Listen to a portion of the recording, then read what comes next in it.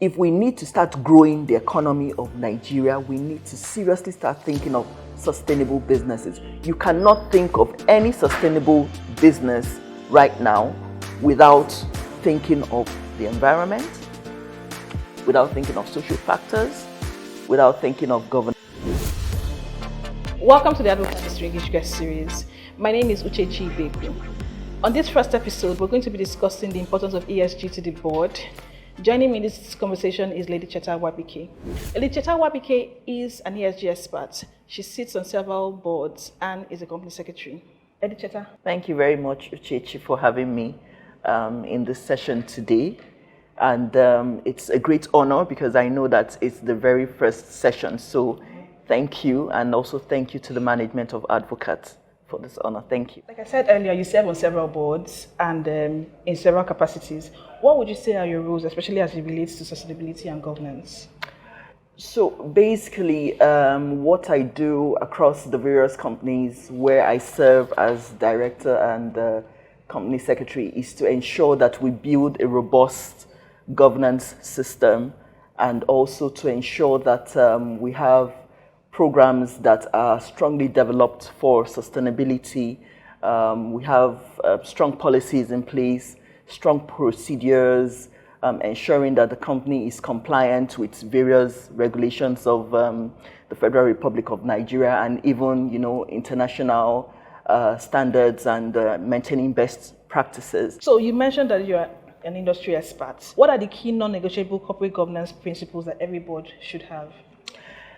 So I always like to, there's a short acronym I have for corporate governance principles. It's called RAFT, which is spelled R-A-F-T, where R is for responsibility, A is for accountability, F is for fairness, and then T is for transparency. Responsibility in the terms that the directors cannot run away, from their responsibilities, and they have a responsibility of duty and care, a responsibility of protecting the interest of the company, responsibility of ensuring that they set strong structures and systems in place in the sense of having a strong board, structured board, a board that is well composed, have good management systems in place, have good executives to run the business, on their behalf on a day-to-day basis. Accountability, they cannot run from anything that goes wrong in the company. So it's not that something happens and you say, oh, I'm sorry, it's me. The directors are held, collectively and personally liable for things that go wrong in this. So, as a board, you must be sure that you can be held accountable for whatever goes wrong and even goes right in the business. In terms of fairness, that companies, especially here in Nigeria, are usually made up of 2 or more members, in terms of shareholders. So you must be fair to your shareholders, to all stakeholders, to the employees, to your vendors, to your customers. Everybody, must be treated fairly and equitably. And in terms of transparency, whatever is good, whatever is bad is made known to the public. There must be proper disclosure to the public. So you don't choose to say, I'm selective of what I'm disclosing to the public. There must be transparency across board. And in doing that transparency, it must be seen to be done properly. You don't choose what to disclose. So it's not what suits me, I disclose, and what doesn't suit me, I just put under the shelf. No, it doesn't work that way. Bringing it closer home, what do you think ESG means as it relates to companies operating in Africa and particularly in Nigeria? When we talk about ESG, there's a strong relationship between ESG and sustainability. I always like to look at sustainability as an equation of ESG, and then when we say ESG, that the E means environment, S means social, and then the G means governance. So for Nigeria, what does ESG and sustainability mean for us? Especially in companies now in Nigeria. It's not a term that is really well known. It's not very popular yet. But for us, it means building sustainable businesses. If you look at companies like a Nestle or a Chevron or a Cummins or whatever that have built, have stayed over, centuries or years in existence, what structures do they have in place? These are companies that have been sustainable. They've sustained themselves over hundreds of years. And that's what ESG has come to do. It's not just a nice to have term, because people just come out, a lot of executives now come out and say, oh yes, we're practicing ESG, we're doing ESG. It's not a nice to have term. It is something we must be doing consciously now, because we need to have companies that are sustainable over years. When you look at small and medium scale companies, why do we have issues of them crumbling along the line? How many of them exist after 10 years? If we need to start growing the economy of Nigeria, we need to seriously start thinking of sustainable businesses. You cannot think of any sustainable business right now without thinking of the environment, without thinking of social factors, without thinking of governance. And I just want to elaborate that when we talk about the environment, we're talking about things like pollution, emission, climate change, use of energy. In terms of social, I always say social has two parts. It talks about the employees. It also talks about the community. You have to start treating workers fairly, because if not, over time, we're going to start having revolutions. The communities where we do businesses, for many of us in Nigeria, we know the region that is very, how do I put it? Volatile in terms of doing business. You need to take those communities into consideration when you're doing business in those communities. You don't just take without giving back. You must give back. And communities are beginning to realize that now in Nigeria, that you must give back. We now talk of the G, which is the governance. You must have strong governance institutions, strong governance structures in your company. Otherwise, what we're going to just have is companies that collapse. We talk of anti-corruption, we talk of anti-bribery, we talk of ethical practices, you talk of strong boards. These are things that every company, whether you're big, whether you're small, there are things that you must start considering now for us to build sustainable businesses in Nigeria and in Africa and overall globally. Which brings us very well to the next question. What are the major ESG risks that companies face in this dispensation? So right now, I would say the first one we are facing will be a health issue, which is the COVID pandemic. The effect has been so much, and we're seeing it all around us.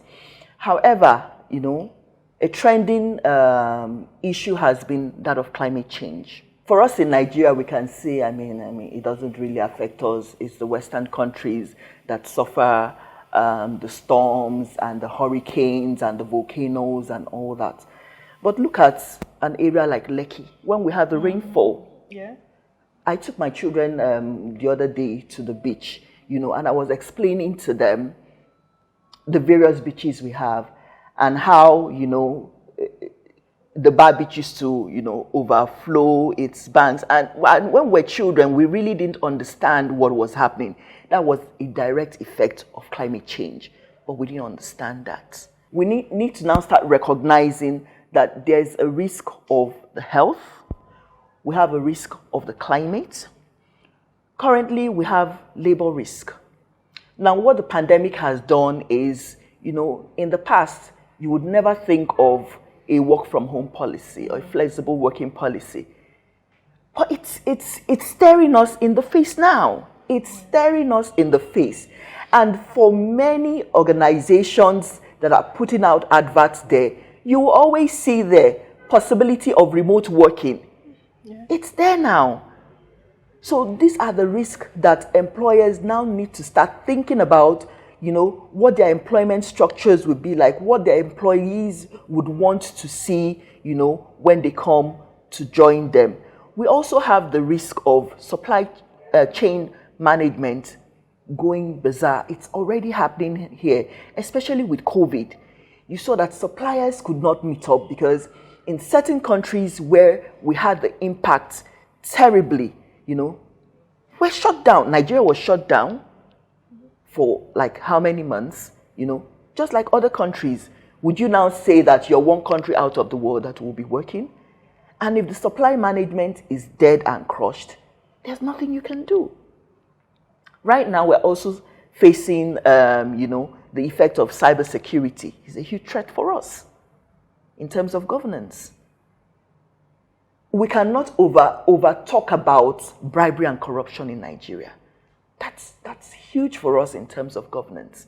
So when you look at, right now for the environment, you have the issue of climate change and pollution.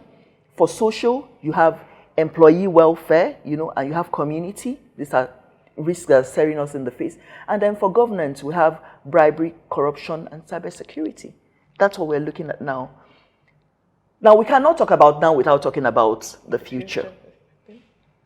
These things, and for various industries have their own different risk. So when we talk about the banking industry, or the energy industry, they will have different risk. Now, the banking industry will face more of a financial risk, a cybersecurity risk, than an energy or a manufacturing company. The manufacturing company might be facing risk of regulation because of pollution. So you also have to sit down as a board and ask yourself, analyze what your risks are. What are the processes your company goes through? What are the procedures of your doing business? And then what risk are attached to your way of doing business? How can you mitigate those risks? Now, for the future, we're going to have issues of gender. It's already coming up. Sure, yeah. You saw what happened with the national, in the Senate with our women. And the women will continue to fight for their right to say, look, we need gender parity. It's going to just cascade from the National Assembly and it's going to get into the workforce. I know many organizations now that are saying that a certain percentage, of employment must be given to women. Some organizations now are saying 40% of top management level must be given to women. So that's going to be an issue that is going to come up. Climate change, if we are not careful, the world now is saying that, we must maintain the 1.5 degrees global temperature. If that is, if we go beyond that 1.5, I pray that we'll have a planet to live on. So yes, I do pray if we go beyond that 1.5. And that's why you see there are conferences after conferences. We've had the Kyoto Protocol in 1997. We had the Paris Agreement in 2015. We had the COP, which was United Nations Convention on Climate Change, which just happened last year. And it was the outfall of that, the world started saying that companies must now start looking at their carbon rating. They must now start having a carbon budget. They must now start doing carbon planning. So climate change is a huge risk that is staring us in the face if we are not careful. We also have social risk in terms of employee pay. Because these days, you see the CEO who goes home with half of the salary of the entire, employees. This generation now, it wasn't like when we were born that, they tell us that you can only speak when you're asked to speak. The upcoming generation now will even speak without you giving them audience. And they will challenge these things we think are status quo. The status quo will change. And so boards now need to start recognizing, you don't just sit down now and say, oh, these are my current risks. You need to start looking at what your future risk will be. And that's also where you need to start having the people, the correct people who will sit on your board, include the younger generation on the board, include women on your board.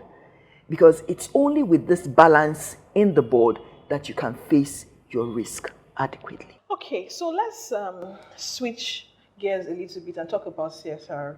So most people lump CSR and ESG together.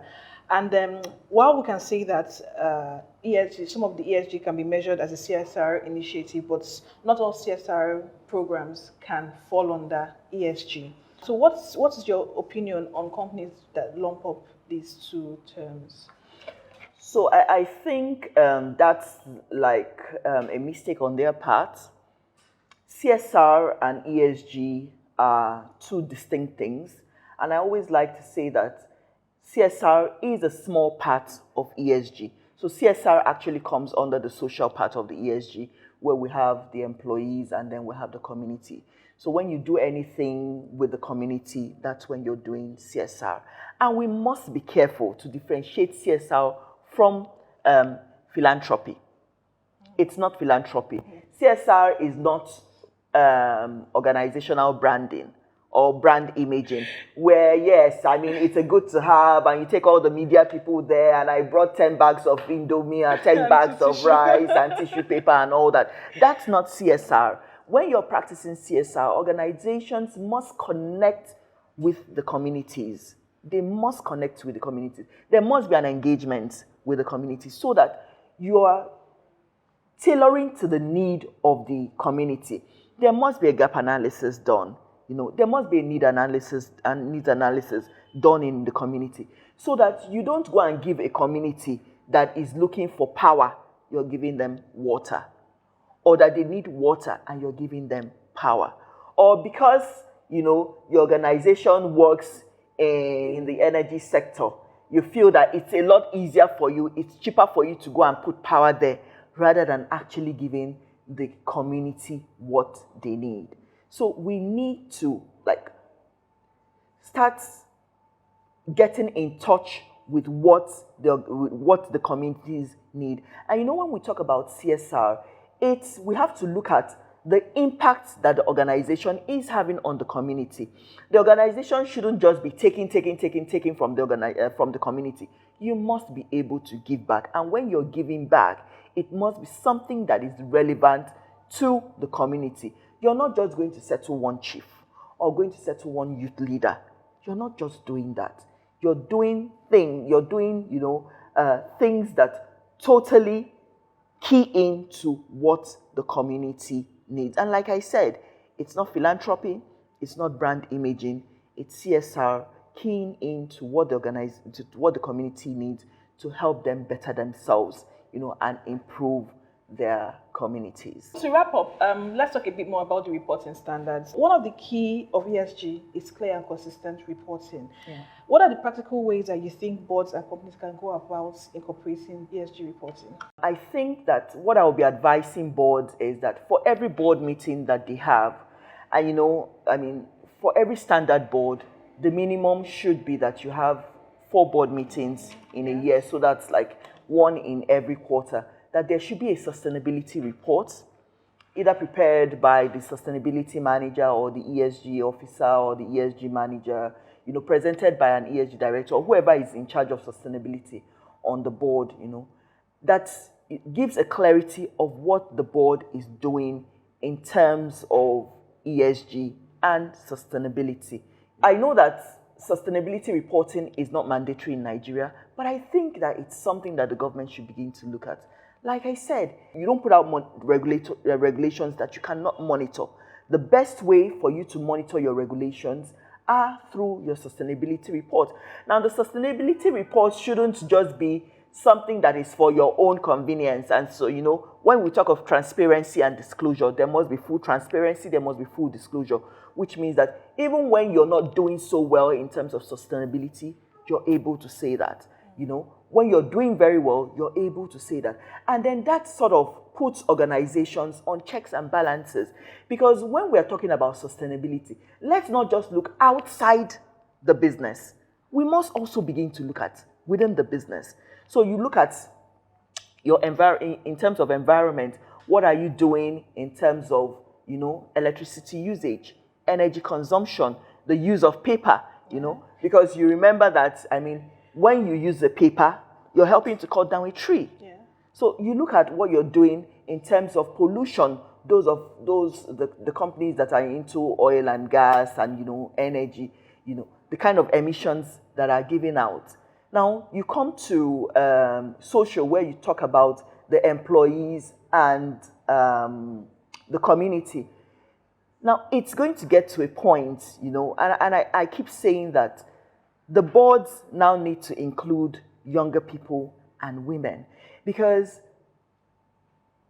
with the young people now, it wasn't in our days where you could say, sit down and then don't say anything. Now the younger people are having a voice, which means that at some point they will begin to consider, their pay between what the CEO earns and what they themselves earn. Aside from money, you also need to understand, managers need to begin to empathize with their employees in terms of mental health. It's something that is happening, constantly in our organizations, but we're not looking at it. I was talking to, some of my colleagues, and, they were saying that, Madam, when we're doing CSR, let's please start to consider even from our organization. From charity to start from home. Exactly, charity needs to begin from home. Yeah. So we need to start looking at what we do internally before we even start saying what we're doing externally. So for instance, encouraging a reading culture. We don't need to do something fantastic or spend millions and thousands of naira. Honestly, you can do a CSR, project with even 50,000 naira, and it goes into your report. You need to start looking at what you're doing in terms of gender balance. It goes into your report. Every little step you take in terms of ESG or sustainability goes into your report. It doesn't have to be a 50-page book. It can just be one sheet of paper that says 1, 2, 3 is what I'm doing in terms of ESG. And like I said, because it's not mandatory, companies are not putting it in.